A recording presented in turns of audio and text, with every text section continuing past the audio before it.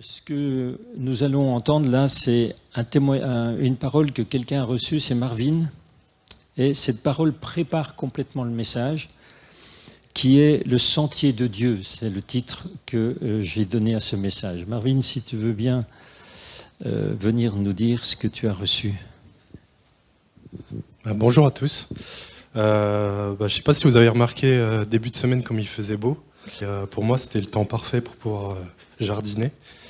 Et du coup, j'avais des plantes qui traînaient un peu partout dans la maison, qui étaient dans de l'eau, et il y avait juste des racines. Et du coup, il fallait que je les mette en terre, et du coup, c'était parfait, il faisait beau, il y avait du soleil. Et du coup, il y en avait certaines qui étales un peu en piteux état. Je savais qu'il fallait que je rempote, que je mette dans un plus grand pot. Et du coup, en les enlevant de la terre, il y avait des racines qui étaient un peu mortes. J'ai enlevé des branches, j'ai enlevé des feuilles. Et du coup, ce matin, j'avais vraiment à cœur de vous partager ça. Et il y avait aussi cette notion où, à un moment, j'ai oublié les plantes qui étaient à l'extérieur. Et je les ai fait prendre le soleil toute la journée. Je me suis dit, mince, elles vont cramer. Et du coup, j'avais aussi ce petit clin d'œil où... moi, j'ai oublié les plantes, mais Dieu, il ne nous oublie pas. C'est pas un homme pour mentir. Mais il y avait vraiment cette notion de je change de terre, je change de terreau, je prends un pot un peu plus grand, je mets ces racines dans de la terre et plus dans de l'eau seulement. Et voilà, je voulais vous faire partager un petit ressenti que j'ai eu cette semaine, et du coup, ça suit un peu son cours. En fait, ce qui est très intéressant, ceux qui font du jardin, ils savent que quand on rempote, on change de pot, normalement. Parce qu'on met un pot plus grand. Et ce qui m'a plu dans ce que tu dis, c'est que, vous savez, quand ça ne suffit pas de donner de l'espace, il faut mettre du terreau, du fumier de rempotage, il faut couper un peu les racines. Et puis, ça donne de l'énergie. Et c'est ce que je voudrais vous partager ce matin, c'est-à-dire que nous avons notre part avec celle de Dieu. Lui, il ne peut pas tout faire dans nos vies. Et beaucoup de chrétiens comme nous, charismatiques, de tendance charismatique, attendent énormément de la réception de l'Esprit Saint. Par contre, ils oublient qu'il y a un rempotage et qu'il faut donner à ce pot, à cette plante, de l'espace, en faisant un effort pour cela. C'est-à-dire qu'on a une part à faire personnelle. Dieu, certes, donne un gros pot, Dieu, certes, met du fumier, mais nous, il faut aussi qu'on coupe les racines, qu'on change, qu'on enlève, qu'on permette à la plante de se développer. Alors c'est le thème. Merci Marvin. C'est le thème de ce matin, quelque chose de très concret. Ce matin, de très concret, c'est le sentier de Dieu. Je ne sais pas si vous êtes des randonneurs. Il y en a qui randonnent ici, qui ont quelques-uns quand même, des randonneurs. Ils savent très bien, ces randonneurs, qu'il y a des traits. Il y a des traits jaunes, il y a des traits bleus, il y a des traits... rouge, blanc, rouge. Alors blanc, rouge, c'est les forestiers, ou je ne sais plus où c'est les VTT. Et puis vous avez les GR, les grandes randonnées. En fait, c'est quand vous faites une belle rando, vous passez par des petits chemins, puis des fois vous tombez sur la route, carrément. Bon, hop, puis après vous repassez sur un petit chemin. Et ça ressemble, je trouve, vraiment à la vie du chrétien. Dans le psaume 119, 35, il est dit « Conduis-moi dans le sentier de tes commandements, car j'y prends plaisir. » Alors le plaisir, c'est la base de tout. Hein. C'est j'ai envie d'eux. Bien sûr, ça demande des efforts. Et on va parler d'efforts ce matin, on va parler de réorganisation peut-être forte dans notre vie par rapport à notre ancien pot, le nouveau pot. Qu'est-ce qu'il faut y faire ? Qu'est-ce qu'il y a ? Qu'est-ce qu'il faut faire ? J'y prends plaisir quand même, hein, mais il y a des choses quand même à faire. La lecture de la Bible, c'est là qu'on trouve comment faire et quoi faire. Ce n'est pas de la psy, ce n'est pas de l'ésotérisme, c'est du concret. La Bible, c'est du concret. Moody disait au XIXe siècle, ce grand prédicateur, il disait « La lecture de la Bible éloigne du péché et le péché éloigne de la Bible. J'ai toujours rencontré ça en 50 ans de vie chrétienne. Le chrétien qui régresse, c'est un chrétien qui ne lit plus la Bible. Ce n'est pas un chrétien qui prie plus. Parce que même les incroyants, ils prient. Et tout le monde prie. Et il y a un article de Pèlerin qui dit les Français prient beaucoup, mais en l'air. Au secours. À qui je dis au secours. Et aujourd'hui, de plus en plus, on invite les gens à prier un spirituel, à prier, on ne sait pas trop. Mais lire la Bible, ah non, lire la Bible, c'est quelque chose qui va plus de soi. Vous voyez, quand ça me plaît plus, c'est la première chose que je mets sur l'étagère. Alors qu'il est dit au psaume 119, verset 8, vous voyez, j'observerai fidèlement tes ordonnances, ne m'abandonne pas complètement. J'aime ce verset parce que on peut se trouver abandonné. On était aux champignons avec mon épouse il y a quelque temps, et puis c'est des traverses comme ça simples. Et à un moment donné, on s'est dit, où est-on ? Où est la voiture ? Et on était abandonnés, on n'avait pas le GPS, on n'avait rien. Et finalement, à force de tourner, on a trouvé un sentier, et puis finalement, on a retrouvé la voiture. Si tu lis la Bible, je dis 2 minutes de lecture par jour, ça vaut mieux que 60 minutes une fois par mois. Parce que c'est ça qui va petit à petit te donner le sentier. Alors on va attaquer directement. Premièrement, que nous dit la parole de Dieu ? La parole de Dieu nous demande de gérer nos humeurs et nos émotions. On va voir 7 points, vous allez voir, c'est du concret absolu. C'est mesurer nos humeurs et nos émotions. Le proverbe 25-28 le dit, il dit « Celui qui ne sait pas se dominer, c'est comme une ville démantelée qui n'a pas de rempart. » Donc quand on n'est pas chrétien et qu'on a été dans une ambiance de violence ou de colère et qu'on passe l'autre côté et qu'on devient chrétien, c'est-à-dire que le Saint-Esprit vient de nos cœurs et on est dans la maison de Dieu, eh bien, on apprend par l'Esprit Saint qu'il faut changer des choses. Il y a un garçon qui disait, moi, j'ai fait des progrès, je ne bats plus ma grand-mère. Ah bah, j'étais content quand même. Mais non, ça ne se fait plus, vous voyez. Il y a des choses qu'on supprime tout de suite. Mais c'est très courant, ce que je viens de dire. Et donc, le fait de gérer ses émotions, ses humeurs, c'est très important. Regardez ce que dit le pasteur Swindoll. Il dit, la vie, c'est à 10% ce qui nous arrive et à 90% la façon dont tu réagis à ce qui t'arrive. C'est la réalité. Et regardez ce que dit Proverbe 19-11. Les gens intelligents ne se mettent pas en colère facilement. Et leur honneur, c'est d'oublier le mal qu'on leur a fait. Voilà, le chrétien, avec l'Esprit Saint, il met un tempo dans la colère, vous voyez. Un jeune chrétien est venu voir son pasteur qui me l'a dit. Il m'a dit, écoute, voilà, j'ai vécu une expérience, il y a un garçon qui est venu me voir et il m'a dit, écoute, je suis désespéré. Je me mets tout le temps en colère. Au moins 5 fois par jour, j'ai calculé. Je dis, oui. Et avant ta conversion, il me dit, plus de 10 fois. Je dis, tu es dans la bonne direction. Tu vois le verre à moitié plein ou à moitié vide. Donc, ce n'est pas, vous voyez, ce n'est pas un découragement, ce texte. Ça veut dire que c'est facilement, c'est-à-dire que ça démarre comme ça, ta colère. Parce que tu n'as pas traité au fond quelque chose. Et c'est Jésus qui va traiter la question du pourquoi tu es en colère. Voilà une courbe qui a été faite par un pasteur à ICF à Genève. Il dit voilà ce qui se passe dans une vie normale. Au début, quand on se convertit, la courbe, elle monte comme ça. Vous voyez, elle monte très, très vite. La courbe monte très vite, c'est-à-dire que tu voles plus, normalement. Hein, tu jures plus.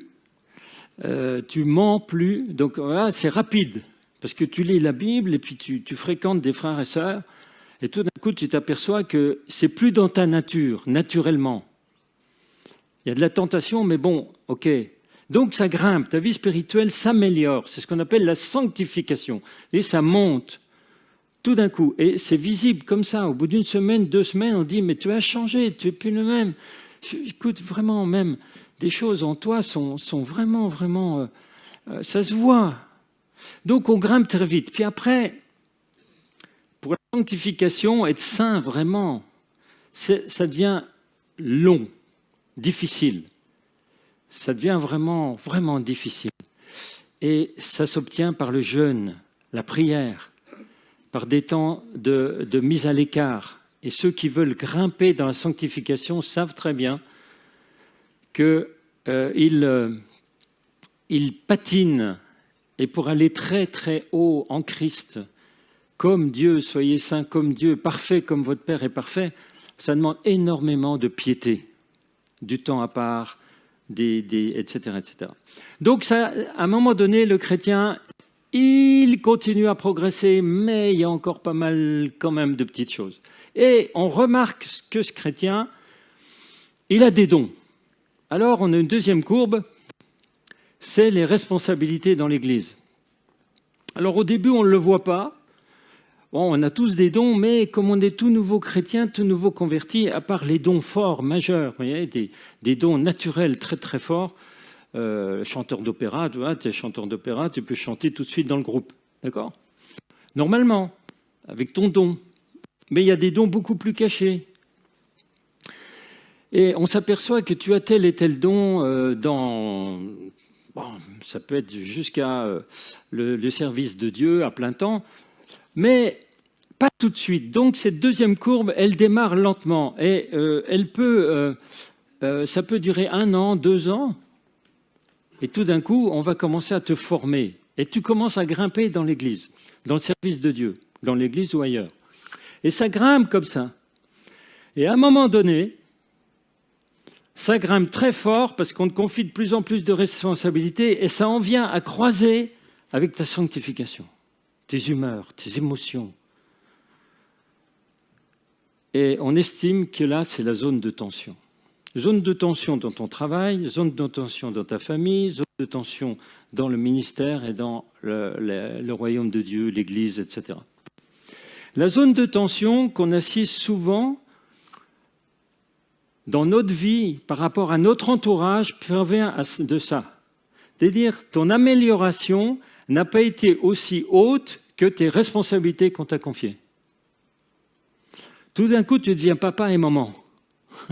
C'est une responsabilité énorme. Oui, mais toi, ton père, ta mère te foutaient plein de gifles. Et tu sais qu'il ne faut pas le faire. D'accord, très bien. Et toi, tu ne le fais pas. Enfin, bon, mais puis un jour, tac, ça part, vous voyez. Il y a une zone, à un moment donné, notre responsabilité, nos dons, ou ce qu'on reçoit, peut croiser notre niveau personnel de sanctification. Et c'est là qu'on a à développer, dit la Bible, la gestion de nos émotions et de l'humeur. Donc sache que, quel que soit là où tu en es, eh bien, il faut travailler sur toi-même à ce niveau-là. Le deuxième, c'est que la parole de Dieu nous demande de mesurer ce qu'on sort de nos paroles. Regardez ce qu'il est dit dans Proverbe 13:3. Quelqu'un qui surveille ses paroles protège sa vie. D'ailleurs, je ne parle plus à tort et à travers. Mais celui qui dit n'importe quoi tout court à sa perte. Ah bon ? Ah ben alors, d'accord. Et on dit, quelqu'un a dit, tu tournes 7 fois.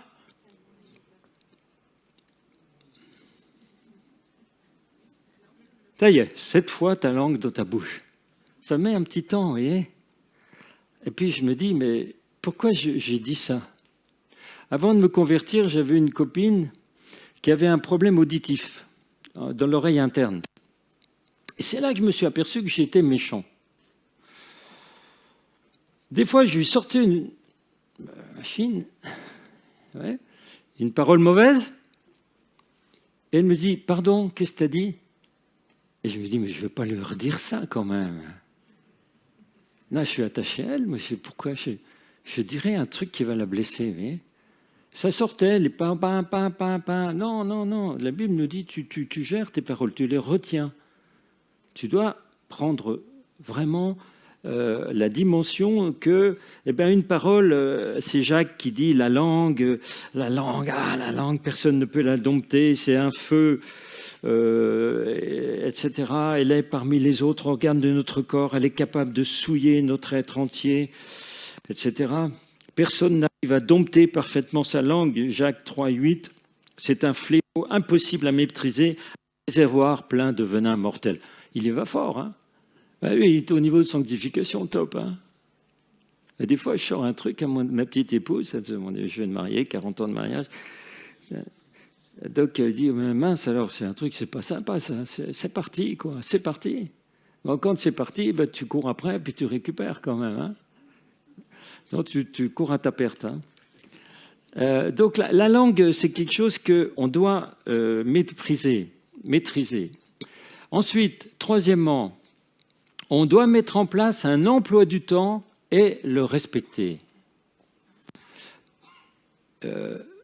Regardez ce qui est Éphésiens 5, 15, 16. Et cet enseignement, c'est bon pour les jeunes baptisés. Là, hein. Prenez bien garde à votre manière de vivre. Ne vous conduisez pas comme des ignorants, mais comme des sages.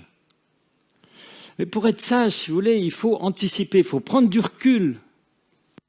Et le meilleur recul, c'est une page de papier blanc, A4. Regardez ce qu'il est dit. On parle du kéros, du chronos dans la Bible. Faites un bon usage de toute occasion qui se présente à vous, car les jours que nous vivons sont mauvais. Mais si tu vis selon les occasions qui se présentent, c'est de l'événementiel. Ça se présente, tu le suis et tu es ballotté sans cesse. Alors, la Bible dit non. Il faut savoir ce que tu veux, où tu veux aller, et quand une occasion se présente qui va dans le bon sens, tu la saisis. Et les autres, tu les rejettes. Dans le bon sens, c'est kéros, saisissez l'occasion, mais je ne suis pas conduit par les occasions et les événements. Je ne suis pas conduit par les opportunités. Mais si une opportunité est dans mon objectif, je la prends. Et quand tu es chrétien, un nouveau chrétien, voilà comment ça marche. Donc, le fait d'avoir un emploi du temps, c'est quelque chose d'important pour pas tout le temps changer d'avis. Alors c'est Sénèque qui disait, Sénèque, philosophe des premiers temps, de la chrétienté. Bon, c'était pas chrétien, hein, mais il a dit ceci, il n'y a pas de vent favorable pour le capitaine qui n'a pas de port. Un capitaine qui dit, je vais quelque part, il y a le vent qui souffle, oh, peut-être bien, oh, peut-être. Mais si le capitaine il dit, bon, je vais, en Corse, le vent, il n'est pas bon, je ne le prends pas. Non, parce que lui, il va plutôt m'emmener en Angleterre. Donc, lui, dès le départ, même avant les chrétiens, la Bible le dit, nous ne sommes plus des enfants changeant constamment d'avis, car on sait où nous allons. Et notre emploi du temps, il est géré par là où on veut aller. Alors, dans ma journée, moi je vous dis depuis très très long, depuis tout le temps, eh bien, j'ai ma feuille et je note ce que je vais faire la semaine. Puis on a même une ardoise avec une craie au coin du meuble de la cuisine. Et puis là, on a encore une idée, on la note. Comme ça, je ne vais pas tout partout. J'ai dit, ah oui, non mais ça fait 1 an que ça devrait être fait, mais ça va être fait. C'est marqué poncer le plan de cuisine, parce que c'est un plan en bois. C'était devenu un peu noir. 1 an, ça a mis. Et c'est resté là. Hein. Et hop, c'est fait, j'ai effacé, j'étais content. Et donc, sache que tu veux faire et un emploi du temps et une programmation de ta vie. C'est ce que dit la Bible. Ah non, je me laisse conduire par l'esprit. Mais tu vas tourner en rond, c'est quoi ça? Dieu, il dit, tu te rempoches, t'es rempoté. C'est quand même, il faut que tu en fasses des trucs. Tu vas changer les choses. Donc, et ça, c'est très important. Ensuite, quatrièmement, la parole de Dieu nous demande de bien gérer notre argent. Ah, ça, bon, oui, absolument. Proverbe 21, 20. Dans la demeure de l'homme sage, on trouve de précieux trésors et des réserves d'huile, mais l'insensé dilapide ce qu'il a. Non, c'est fini. En fait, tu as une responsabilité, c'est avec tes finances. Et je peux en parler parce que dans notre famille, on avait des gens qui dilapidaient. Mon grand-père, par exemple, il jouait, il allait au jeu, il allait aux courses, et puis il jouait dans la rue. Et à l'époque, à Paris, il y avait des jeux avec des dés, avec des gobelets, vous voyez, comme ça. Puis lui était très bon, il regardait beaucoup de choses. Puis un jour, il est rentré, c'était le jour de la paye. Et il est rentré avec une bouteille d'eau de Cologne. Et ma grand-mère m'a raconté ça, et elle me dit, Pépé, il pose la bouteille d'eau de Cologne sur la table. Il dit, oh, c'est gentil, l'eau de Cologne, t'as pensé à moi. Il dit, oui, c'est la paye. C'est la paye du mois. Il avait joué tout, il n'y avait une bouteille d'eau de Cologne. Voilà, plus rien, plus un sou. À partir de là, ma grand-mère m'a dit, ce que j'ai fait, quand il arrivait jusqu'à la maison avec la paye quand même, je faisais 4 enveloppes, je coupais en 4 la paye, disons 1000 francs. Hop, ça fait combien par enveloppe? 250, vous êtes là. Et je vivais avec mes 250 dans la semaine. Et au bout d'un certain temps, j'arrivais à mettre un peu d'argent de côté. Et c'est comme ça qu'ils ont réussi à acheter une grosse maison. Par tous les petits sous qu'elle a mis de côté, parce qu'elle a compris que son mari, lui, hop, open bar. Et puis elle a commencé, vous voyez, en gérant notre argent avec réflexion, eh bien, on plaît à Dieu. Alors, il y a aussi autre chose dont je vais vous parler, parce qu'on a fait les frais avec mon épouse à notre mariage, c'est la caution solidaire. Je ne sais pas si vous savez que la Bible est contre la caution solidaire, gestion de l'argent. Regardez ce qui est dit, Proverbe 17, 18. L'homme dépourvu de sens frappe dans la main, parce qu'il dit, allez, top, top. Et il s'engage comme caution vis-à-vis de son prochain. La Bible dit, fais attention, mon fils, si tu t'es porté caution pour ton prochain, si tu as engagé ta main pour un étranger, mon fils, fais donc ça, délivre-toi parce que tu es tombé dans la main de ton prochain. J'étais jeune converti, je n'avais même pas arrivé à Proverbe dans ma lecture, alors je le lisais beaucoup, mais je n'étais pas arrivé là. Et il y a un autre jeune converti, encore plus jeune que moi, qui un jour, il m'a amené quelqu'un, il m'a dit, dis donc, c'est quelqu'un qui habite présent là, est-ce que tu pourrais te porter caution pour ces meubles? Parce que, tu vois, je vais parler de Jésus, mais ça ne suffit pas. Il a besoin de meubles, avec sa famille et tout. Alors, comme témoignage chrétien. Et moi, je dis, bah oui, pas de problème. Donc, on est allé devant le banquier, j'ai signé pour sa salle à manger, ses fauteuils et tout, voilà.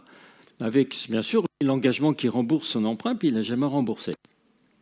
Donc, comme par hasard, il y a quelqu'un qui a sonné à ma porte, enfin, de mes parents, je n'étais pas marié. Et c'était l'huissier. Il dit, vous devez tant.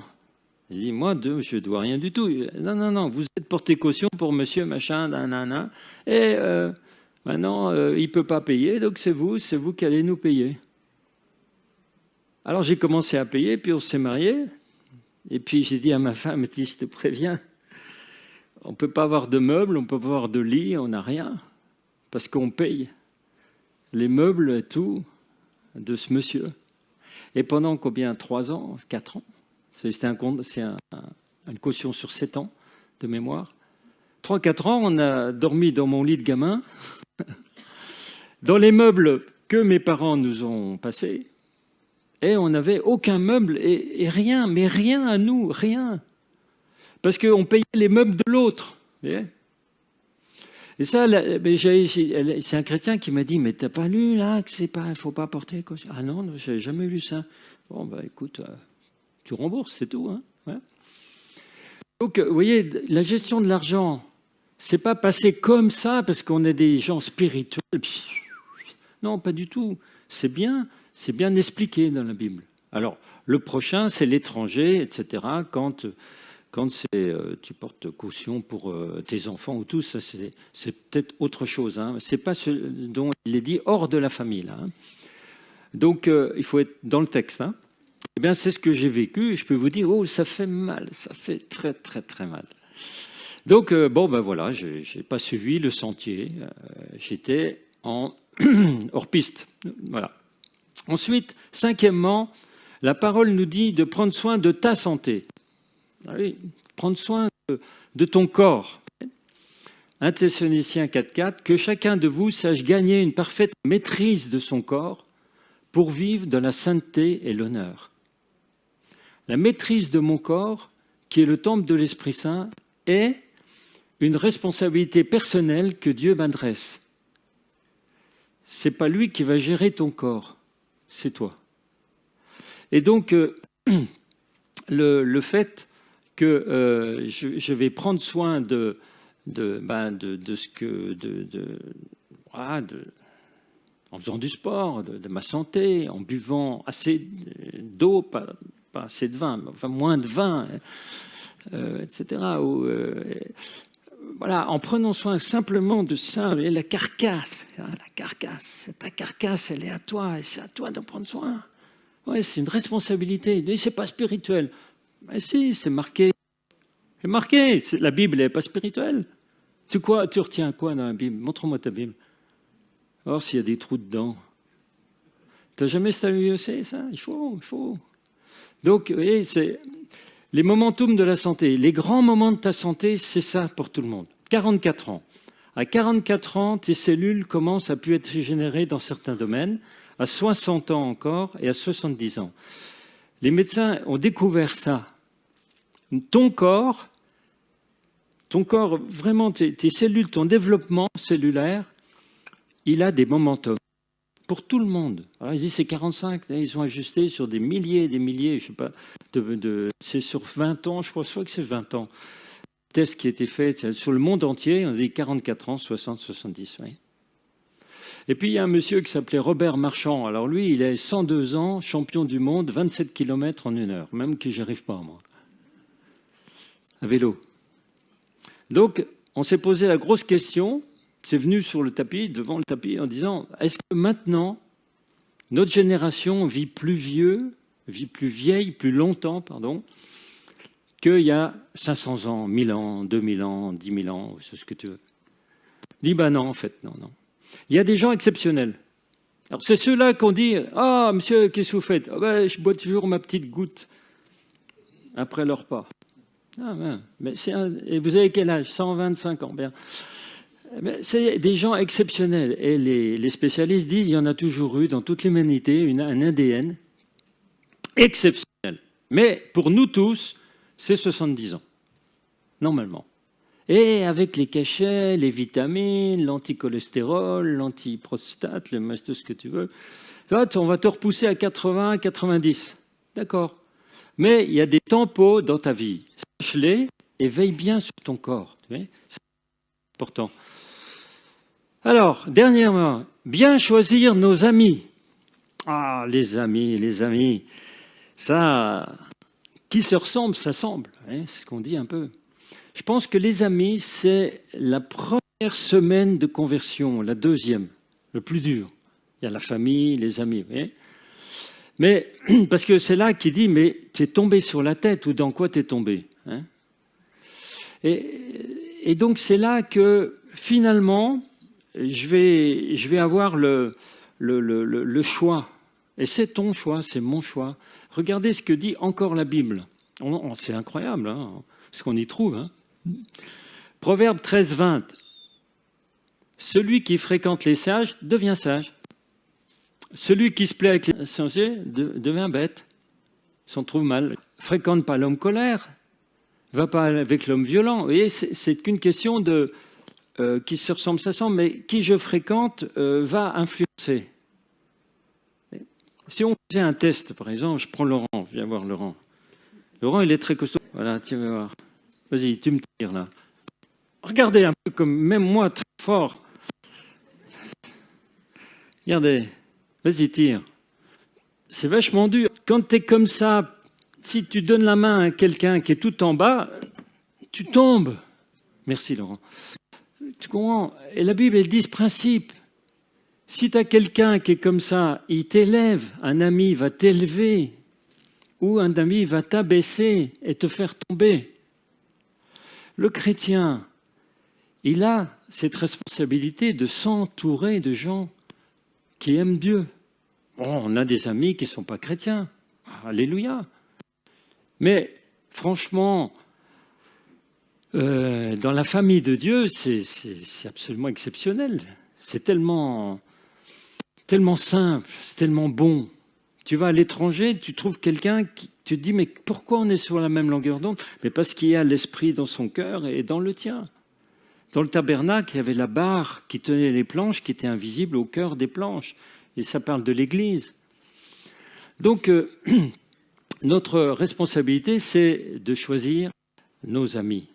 Et ceux qui sont voilà, des amis comme Job, hein, parce que là, je ne vous ai pas mis tous les versets dans Job, comment ses amis l'ont descendu. Hein. Eh bien, ceux-là, on les aime, voilà. Donc, frères et sœurs, voilà les 7 principes que je voulais voir avec vous. Je pense que la Bible nous dit c'est un sentier, mais c'est le sentier de Dieu et le rempotage, je crois vraiment. Alors, si vous voulez bien, on va se lever et prier ensemble. Seigneur, nous te remercions parce que tu as prévu que le nouveau pot, il est différent. Il donne beaucoup d'espace. Et que nous avons aussi une responsabilité avec des actions précises concernant nos humeurs, concernant nos paroles, concernant les amis, concernant la gestion de nos finances. Et ta parole est claire. Et je t'en prie, Seigneur, je prie que chaque frère et sœur qui écoute cela soit béni et se dise, il y a des correctifs à faire. Et je comprends peut-être là où il y a quelque chose à modifier. Je te remercie, cher Seigneur, pour cela. Amen.